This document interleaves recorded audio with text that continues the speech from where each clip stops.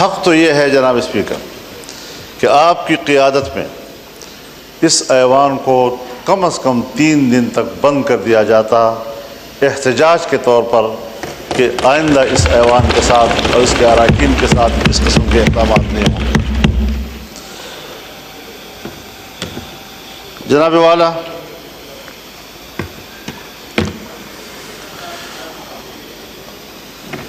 فروری سے لے کر آج تک اس ایوان میں ہم ابھی تک اس صورتحال سے باہر نہیں نکلے جب ایک رکن اسمبلی اپنی ذات اور اپنی ذات کی دفاع تک محدود کر دیا جاتا ہے تو پھر وہ ملک اور قوم کے لیے کوئی کردار ادا نہیں کر سکتا۔ میں پہلے بھی عرض کر چکا ہوں کہ ہمیں کچھ وقت پبلک کے لیے بھی دینا چاہیے۔ میں نے خیبر پختونخوا اور بلوچستان کے امن و امان کے حوالے سے بات کی تھی۔ شاید جناب اسپیکر آپ کے علاقوں میں اس کی حساسیت کا ادراک نہیں ہو پا رہا ابھی تک۔ جن علاقوں میں ذرا امن ہے، کچھ سکون ہے، وہ اس کا ادراک نہیں کر پا رہے کہ جو صورتحال آج خیبر پختونخوا میں ہے یا بلوچستان میں ہے۔ اللہ تعالیٰ اس ملک کو سلامت رکھے، ہمیں اس وطن کی سلامتی، اس کی وحدت اور اس کی یکجہتی عزیز ہے۔ یہ ہمارا گھر ہے، اور اگر کوئی ہمارے گھر کو اجاڑتا ہے تو ضرور ہم نے اپنے گھر کی حفاظت کے لیے کردار ادا کرنا ہے۔ جس وقت میں اس سے قبل یہاں گفتگو کر رہا تھا 1 ہفتہ پہلے، آج وہاں کی صورتحال مختلف ہو گئی ہے۔ پہلے تو یہ مسئلہ تھا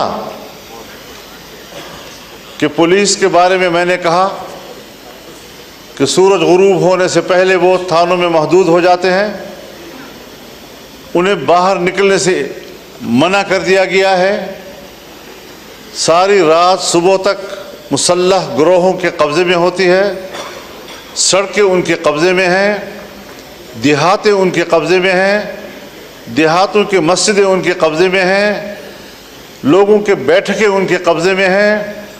اور اس صورتحال میں آپ مجھے بتائیں کہ پھر ریاست کی رٹ کہاں ہے؟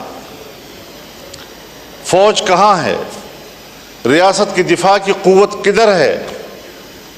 کیا اس کا فرض صرف اس اسلام آباد تک محدود ہے کہ وہ اپنے مخالفین پر دعویٰ بول دیں اور کہیں کہ ہم ریاست کا تحفظ کر رہے ہیں؟ کیا عوام کے کوئی حقوق نہیں ہے؟ آج وہاں پر پولیس نے دھرنے دیے ہوئے ہیں۔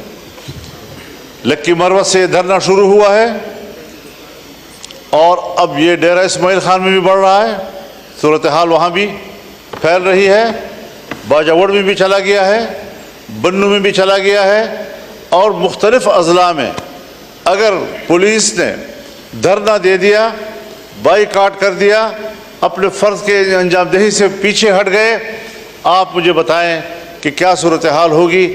ہماری نہ سنی جائے، کم از کم اپنے ریاستی ادارے پولیس کے تو سنی جائے۔ کہاں ہم کھڑے ہیں؟ کیوں اس چیز کا احساس نہیں ہو رہا ہمارے لیے؟ ہم لگے ہوئے ہیں کہ صاحب ہمارے ہاں آئینی ترامیم کی جائیں، ہمارے ہاں ادارے اور اداروں کے بڑے وہ اپنے ایکسٹینشن کے لیے فکر مند ہیں، اپنے اداروں کی اصلاح اور تقویت کے لیے فکر مند نہیں ہیں۔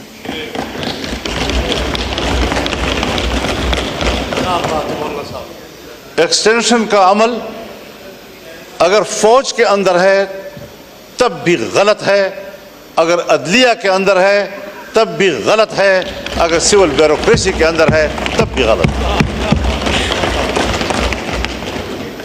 یہ تو کل پارلیمنٹ بھی مطالبہ کر سکتا ہے کہ 5 سال کے بعد ہمیں بھی 5 سال کی ایکسٹینشن دی جائے۔ ہو سکتا ہے جی، اگر کورٹ کو حق حاصل ہے، اگر فوج کو حق حاصل ہے، اگر بیوروکریسی کا حق حاصل ہے، پارلیمنٹ تو سپریم ہے، اس کو تو بدرجہ اولا یہ حق حاصل ہوگا۔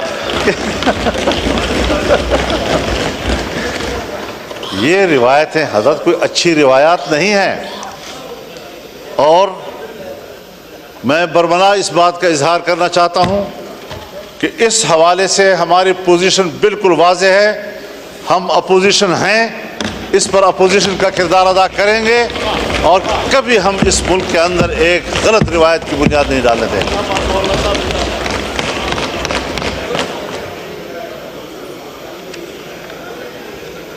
جناب اسپیکر، ہم ان مراحل سے گزر چکے ہیں۔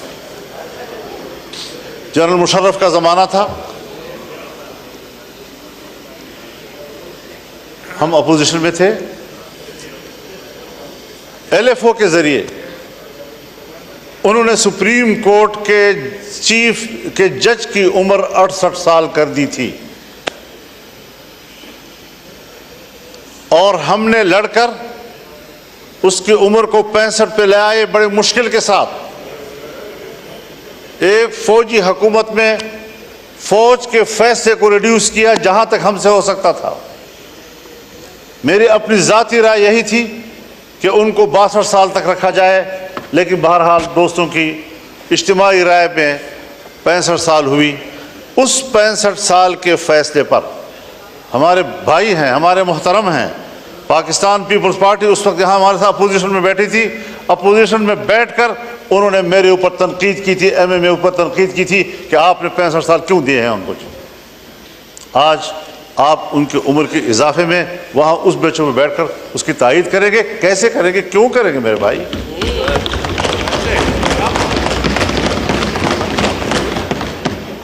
اصول اصول ہوتا ہے، ہمیں کچھ اصولوں کی پیروی کی طرف جانا چاہیے۔ جناب اسپیکر، ہمیں تسلیم کر لینا چاہیے کہ ہمارا جو عدالتی نظام ہے وہ فرسودہ ہو چکا ہے۔ ہمارے عدالتوں کے سامنے جتھے بیٹھے ہوتے ہیں اور وہ فریقین کو اطمینان دلاتے ہیں کہ آپ کا فیصلہ یوں ہوگا اور آپ کا فیصلہ یوں ہوگا۔ ان جتھوں کو ختم کریں اور عدالت کو طاقتور بنائیں تاکہ اس پر اعتماد ہو۔ آپ بھی واقف ہیں اس سے اور میں بھی اس سے واقف ہوں۔ باتیں سچ ہوتی ہیں، کوئی کہتا نہیں ہے، اور اگر کہنی پڑ جاتی ہے تو ہمارے متھے لگ جاتی ہے۔ آج بھی حضرت جناب اسپیکر، ہماری عدالتیں لابیوں میں تقسیم ہو چکی ہیں، اور وہ باہمی طور پر عدلیہ نہیں بلکہ وہ ایک سیاسی گروہ بن چکے ہیں۔ کوئی ایک پارٹی کو سپورٹ کر رہا ہے تو کوئی دوسری پارٹی کو سپورٹ کر رہا ہے۔ میں کہتا ہوں چیف جسٹس میری مرضی کا ہو، آپ کہتے ہیں نہیں چیف جسٹس میری مرضی کا ہو۔ کیوں؟ یہاں پر بات کیوں آ گئی ہے؟ ہم نے اس ایوان نے کیا اس نظام میں اصلاحات کی طرف نہیں جانا؟ جناب اسپیکر، میں تجویز کروں گا، حکومت کے سامنے تجویز کروں گا، کیونکہ اول فرض ان کا بنتا ہے کہ جوڈیشل ریفارم لائے جائیں، اپوزیشن کے ساتھ بیٹھ کر لائے جائیں، اس پر کمیٹی بنائی جائے اور بتایا جائے کہ ہم عدالت کا نظام کیا ہونا چاہیے۔ چیف جسٹس کے لیے ہائی کورٹس کے معیارات اور ہیں اور سپریم کورٹ کے معیارات اور ہیں،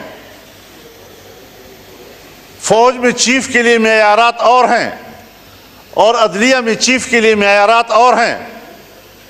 ان معیارات کو یکساں کیا جائے کہیں پر آپ کچھ کر رہے ہیں تو کہیں پر آپ کچھ کر رہے ہیں، کسی کو کوئی رعایت دے رہے ہیں، اور جب آپ ایکسٹینشن میں مشکل محسوس کرتے ہیں تو مجھے یاد ہے کس طرح ہمارے ہاتھ مروڑ کر ہم سے جبری طور پر ایک چیف آف آرمی اسٹاف نے اس ایوان کے اندر قانون سازی کرائی. آپ کو بھی یاد ہے، مجھے بھی یاد ہے کتنا ہم نے اس جمہوریت کو کمزور کر دیا ہے. اور پھر جو ایوان اس پر یہ چھاپ لگ جائے کہ یہ عوام کی نمائندہ کم اور اسٹیبلشمنٹ کی نمائندہ زیادہ، پھر آپ کو بحیثیت ایوان کے اسٹیبلشمنٹ کی نوکری کرنی پڑے گی، عوام کی خدمت آپ نہیں کر سکتے. آج 60,000 سے زیادہ مقدمات سپریم کورٹ میں پینڈنگ پڑے ہیں. ان لوگوں کا کیا قصور ہے جن کے مقدمات نسل در نسل چلتے رہتے ہیں؟ ایک نسل میں مقدمے کا فیصلہ نہیں ہوتا اور ہم پر ایمرجنسی لاگو ہوتی ہے. ہم نے آج ایک قانون پاس کرنا ہے، کل دوسرا قانون پاس کرنا ہے، سیاستدانوں کو یہ کرنا ہے، سیاستدانوں کو وہ کرنا ہے. اس چیز میں ہم لگے ہوئے ہیں. کیا یہ نہیں ہو سکتا کہ آئینی معاملات کے لیے ایک مستقل عدالت ہی بنا دی جائے تاکہ عام عدالتیں ہماری وہ غریبوں کے معاملات کو طے کریں، عام آدمی کے معاملات کو طے کریں اور فیصلہ کریں کہ جلد از جلد انصاف مہیا کیا جائے. ہمارے ملک کے اندر انگریز کے دور کا وہ نظام عدل موجود ہے کہ جو صدیوں تک مقدمات چلتے ہیں اور طے نہیں ہو سکتے. آج بھی ہم اسی روش پہ چل رہے ہیں. ہمیں پاکستان بنانے کے بعد آج عدلیہ کے حوالے سے بھی انقلابی فیصلے کرنے ہوں گے تاکہ ہمارے غریب آدمی کو جلد از جلد انصاف مہیا ہو سکے. کیا کر رہے ہیں آپ لوگ؟ تو نظام کو تبدیل کرنا ہے، تبدیلی لانی ہے تو پھر صحیح معنوں میں تبدیلی لائے. میرے حق میں ہو وہ تبدیلی اور آپ کے حق میں ہو تو وہ تبدیلی نہیں، اس کو تبدیلی نہیں کہا جاتا. اپنے روش پر تبدیل کرنا پڑے گا، اپنے اعتماد کو بحال کرنا پڑے گا اور اس پارلیمنٹ کو سپریم بنانا ہوگا. پارلیمنٹ میں اگر پارلیمنٹ سپریم ہے تو ہر ممبر یہاں پر بات کر سکتا ہے. یہاں پر عدلیہ پہ بھی بات ہو سکتی ہے، ہم اس سے بھی سپریم ہیں. یہاں پر فوج بھی بات ہو سکتی ہے، ہم اس سے بھی سپریم ہیں. لیکن سب ہمیں اپنا ماتحت سمجھتے ہیں. آج یہاں بات کرو توہین عدالت کا مقدمہ آ جائے گا ہمارے پیچھے. آج یہاں فوج کے کردار پر آپ تنقید کریں، ریاست کے کردار پر آپ تنقید کریں. آپ بلوچستان میں کیا کر رہے ہیں، آپ کے پی میں کیا کر رہے ہیں؟ آپ نے پورے ملک کو اپنے قبضے میں لیا ہوا ہے، امن و امان کا کوئی نام و نشان نہیں ہے. اس پر آپ بحث کریں، ایجنسیاں آ جاتی ہیں آپ کو ایوان سے پکڑ کے لے جاتی ہیں. وہ تو آپ کے آئین میں لکھا ہوا ہے کہ ہم عدلیہ اور فوج کے خلاف نہیں بات کر سکتے، تو اس لیے ان کی اصلاح کے لیے تو بات کر سکتے ہیں. جی اصلاح کے لیے تو بالکل بس میں اصلاح کی بات کر رہا ہوں.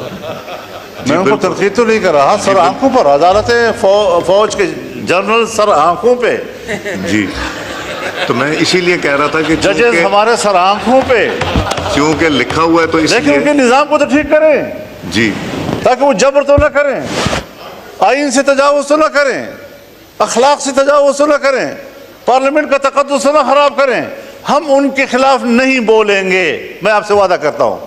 لیکن میرے اراکین کو اس طرح گرفتار کرنے کی اجازت بھی نہیں دی جا سکتی.